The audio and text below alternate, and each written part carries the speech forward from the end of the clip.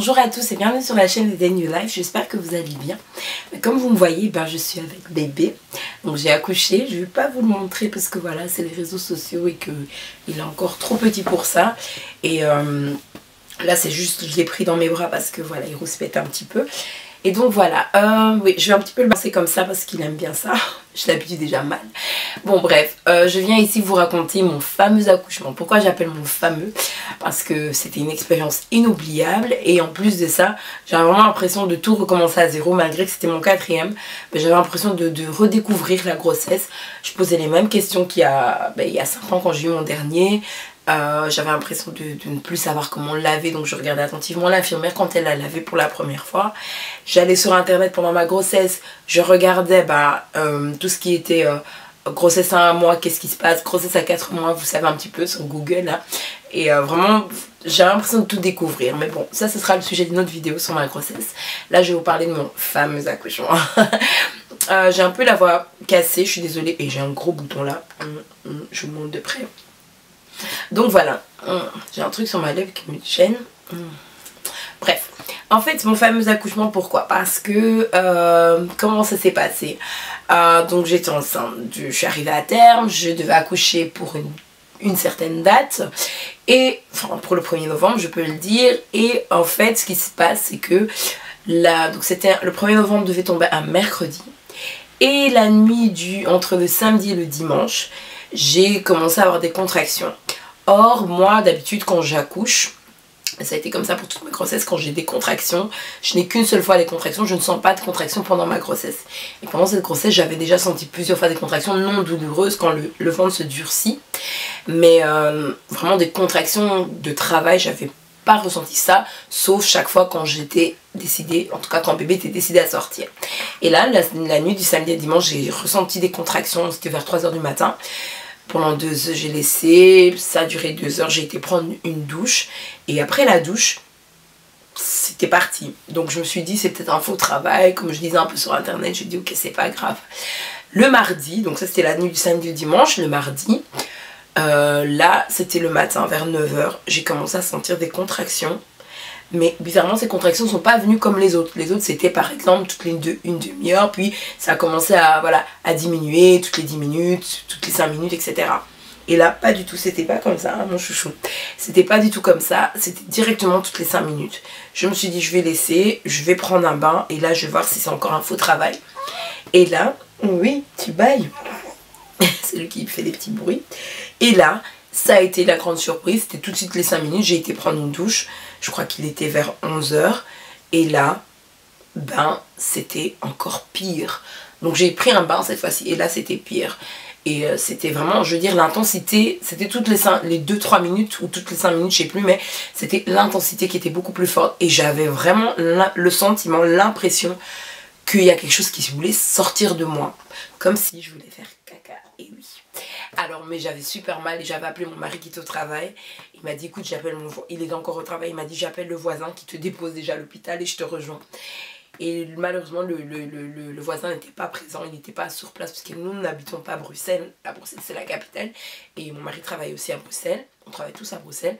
Et là le monsieur justement était à Bruxelles, donc mon mari aussi était à Bruxelles au travail, donc ok, il m'appelle, il me dit écoute je vais appeler l'autre voisin, et je fais mais il me dit mais j'ai bientôt fini le boulot. Je dis mais non, je t'attends. Il me dit mais non, mais bon bref, je lui dis attends, j'attends encore un petit peu. Et alors là qu'est-ce qui s'est passé? J'appelle justement, j'avais appelé l'hôpital pour leur demander un petit peu les urgences, et la dame me dit écoutez madame, il faut venir parce que c'est votre 4e enfant.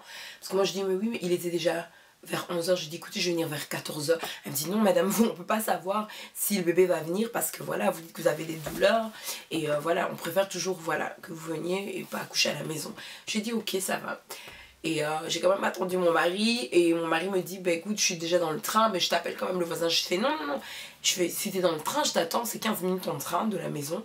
Donc il a couru, il est vite venu, et là, parce qu'il avait laissé la voiture à la maison, et puis il a pris la voiture, enfin il m'a prise dans la voiture, je me suis mise à l'arrière parce qu'à l'avant ça n'aurait pas été, j'avais besoin de me coucher, et chaque fois j'avais des contractions, j'étais là dans la voiture, et il conduisait mais vachement vite, Mais j'avais tellement mal que je sentais même plus les bosses, les douleurs, enfin la voiture quoi. J'étais tellement, j'avais trop mal. Et je lui dis, je sens qu'il y a quelque chose qui descend. On arrive à l'hôpital et là, la sage-femme me dit, mais madame, elle me dit, c'est pour maintenant. Et puis elle me dit que, enfin d'abord c'est la première infirmière qui vient, enfin c'est une sage-femme qui elle ne savait pas déterminer parce que la poche des os n'était pas percée, qu'elle n'arrivait pas à voir. Elle appelle sa collègue qui elle dit, je suis à 10 cm, et 10 cm c'est le travail, bébé sort hein, à ce moment-là. Et là, hein, moi je lui dis, je peux avoir la péridurale. Elle me dit, mais madame, c'est trop tard. 10 cm, c'est trop tard. J'étais là, oh my god, comment je vais faire? J'ai toujours accouché avec des péridurales. Sauf mon dernier, l'avant-dernier, lui, c'est aussi avec une péridurale. Mais en fait, la péridurale, à la fin, n'a plus fonctionné parce que mon fils s'est retourné d'une certaine manière. Et j'ai senti quand même les douleurs.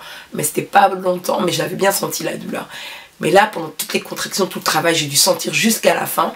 On est arrivé vers 13 h à l'hôpital. Ils sont venus avec vraiment le lit. Ils voulaient déjà me coucher. Bon, après, ils ont vu qu'ils pouvaient mettre sur la chaise. Ils m'ont mis sur la chaise. J'ai supplié la dame qui poussait. J'ai dit, écoutez, dès que j'ai une contraction, il ne faudra plus pousser parce que ça fait trop mal. Elle a dit, il n'y a pas de souci.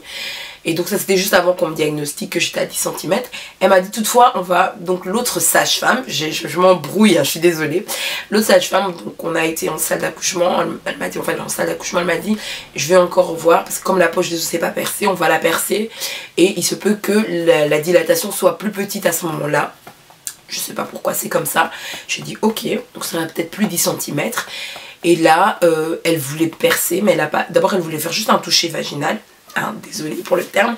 Et la poche en fait c'est percé toute seule, c'est percé, j'ai vraiment senti l'eau parce que moi j'ai jamais perdu les os, on a toujours percé et là elle a pas pu percer puisque c'est percé tout seul suite à son toucher vaginal. Et là elle me dit vous êtes à 8 cm donc il faudra encore un petit peu patienter. Je fais je peux avoir la péridurale? Elle me dit on va voir, on va essayer de demander. Et à ce moment-là, à un moment donné, ils ont remarqué sur le monitoring que bébé réagissait mal aux contractions. Donc il manquait un peu d'air, enfin d'oxygène. Bon, elle me dit c'est pas trop grave parce que tous les bébés réagissent un peu mal à la contraction. Après la contraction, ça va mieux, bébé sent mieux, mais ils avaient un petit peu peur. Vu que je restais toujours à 8 cm. Et puis elle me dit, bon, ce qu'on va faire, c'est, je sais pas comment ça s'appelle dans les termes médicaux, elle me dit on va faire une petite piqûre à bébé sur le crâne pour voir s'il va supporter encore de rester longtemps dans le ventre. Et elle me dit si, enfin ça c'est une autre gynéco qui était pas très, enfin qui arrivait vraiment, elle s'est même pas présentée, on sait même pas qui elle est venue directement m'examiner. Et elle me dit oui, si on trouve, si à ce moment-là ça ne va pas, on sera obligé de trouver une autre méthode, donc ce sera la césarienne. Mon mari était là, non mais écoutez, c'est vrai que pour tous mes enfants ont souvent manqué d'oxygène à la fin. On mettait le masque d'oxygène, mais j'ai jamais eu de césarienne, j'ai toujours accouché par voie normale. Et voilà, donc on s'est dit oui, attendez encore un petit peu. C'était vraiment pressé, je trouvais. Ils savent ce qu'ils font, c'est vrai, mais bon. Bref, on a toujours peur d'une césarienne, etc. Mais c'est vrai que j'avais tellement mal qu'à un moment donné, je me dis bon, s'il faut la césarienne, faisons la césarienne pour que je souffre plus. Tellement j'avais mal. Et en plus de ça, mais elles étaient géniales, hein, les sages-femmes, elles étaient vraiment superbes. Mais c'est vrai que j'avais besoin de calme en fait. Au moment où j'avais la contraction, j'avais pas besoin de gens qui parlaient autour de moi. Et le problème, c'est qu'ils parlaient. Alors ça m'énervait un petit peu, mais je le disais pas. Mais j'étais vraiment... C'était pas du stress, mais j'étais... Ça faisait mal quoi. Et dès qu'il y avait une contraction, je me sentais obligée de dire elle arrive, elle arrive. Mais il le voyait bien au monitoring. Mais moi j'étais là, elle arrive, elle arrive. Je crois que c'est une façon à moi de vous dire taisez-vous, taisez-vous. Et aussi une façon de dire, j'avais besoin d'être rassurée. Mon mari faisait les 100 pas dans la salle d'accouchement. Et puis après à ce moment-là, j'ai dit bon pour la piqûre, au bout de combien de temps on a les résultats? Et puis ils me disent au bout de 5 minutes. Quand ils font la piqûre, en fait ce qui se passe c'est que ils ont fait la piqûre, on n'a même pas eu le résultat que bébé Eden, on va l'appeler comme ça, ça s'appelle pas Eden, hein. Bébé Eden est arrivé et voilà, donc j'étais là vers 13 h, j'ai accouché à 14 h 36 et ça a été un fameux accouchement parce que oh non, j'ai eu mal, j'ai poussé 2 fois, il est sorti à la 2e fois, mais c'était terrible. Terrible, j'ai senti, et vous savez quand vous avez des contractions ça monte, ça fait vraiment une montée puis ça redescend, quand ça redescend là tu es là en mode oh c'est passé.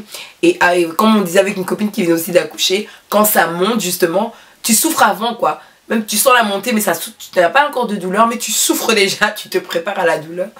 En tout cas c'était voilà mon fameux accouchement. J'ai voulu faire très court, pourquoi? Parce que J'ai regardé beaucoup de vidéos, surtout à la fin de mon accouchement, je regardais que ça, des vidéos sur l'accouchement.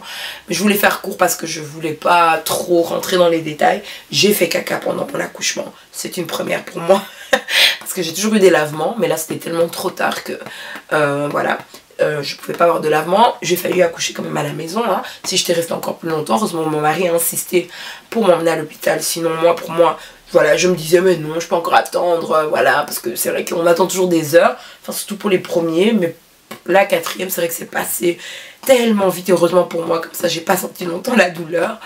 Et voilà, on est resté 2 jours à l'hôpital avec Pépé, il prend du poids. Et voilà, il regarde, il est adorable. Oh là là. Mais voilà, c'est quatrième, je sais pas ce que Dieu permettra, je ne sais pas si je continuerai d'en faire. Parce que moi, c'est vrai que j'ai toujours voulu avoir beaucoup d'enfants, excusez-moi pour ma voix. Et c'est vrai que là, j'ai tellement souffert que je m'étais dit non, c'est bon, 4 enfants. La grossesse n'a pas été aussi facile, je vous en parlerai. Mais sinon voilà, j'ai pas envie de faire peur à toutes les nouvelles mamans, c'est une très belle expérience. Mais c'est vrai que c'est chaud, chaud de chaud. En plus, je me souviens quand on parlait avec des collègues du boulot, je disais toujours oui, mais les contractions, c'est comme les douleurs de règles un peu plus fort. Mais je vous assure que c'est un peu pire que ça. Et j'étais contente de ne pas faire la péridurale d'un côté, parce que j'avais, bizarrement, j'ai toujours fait la péridurale.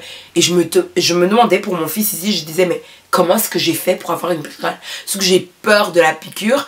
Et je me disais, mais comment est-ce que j'acceptais chaque fois la péridurale? Et parce que c'est aussi une expérience la péridurale. Moi j'ai eu des mal de dos après. C'est vrai que mon fils, on m'avait conseillé de prendre Dafalgan et ça m'a beaucoup aidé. Toutes les 6 heures je prenais un Dafalgan. Et voilà, donc après l'accouchement, ben, quand j'ai accouché mon fils ici, bébé Eden, ben, on m'a fait j'avais une petite déchirure, donc c'était 2 points de suture, donc ça a été. Et voilà, donc... et puis on a des pertes de sang après, donc voilà, c'est un peu gênant, il faut nettoyer, il faut bien, voilà, il faut avoir une bonne hygiène, hein, comme d'hab, hein, je dirais. Mais bon, un peu plus parce que là vous avez quand même des saignements, et voilà.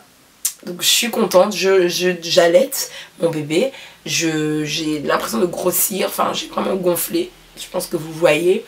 Mais bon, cette perte de poids viendra, hein. Pour l'instant j'essaie de... C'est vrai que j'essaye de faire attention à ce que je mange, mais j'ai tout le temps faim en fait. C'est normal, j'allaite. Et donc j'essaie de boire un maximum pour qu'il ait pas mal de lait. Il y a beaucoup de lait. Voilà. Donc voilà, c'est mon accouchement, mon aventure à moi. Sachez que voilà, c'est ce que j'ai vécu. Tu vas peut-être pas le vivre comme ça. Donc je veux pas effrayer qui que ce soit. Au contraire, un bébé c'est un miracle. C'est là qu'on se dit, bah, c'est vraiment un miracle qui vient du ciel. Et qui vient de la part de Dieu. Et je suis trop contente d'avoir accouché. Il est enfin là. Je suis trop contente quand je lui donne son bain, quand je l'habille. C'est ma poupée.